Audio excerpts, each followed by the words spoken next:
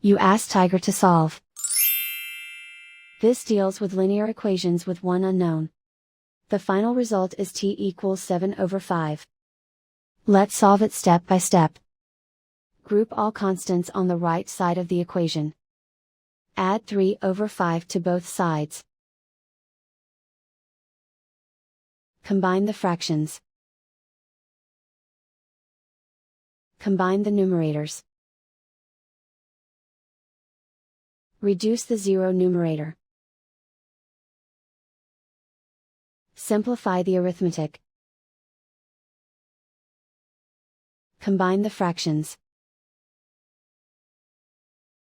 Combine the numerators.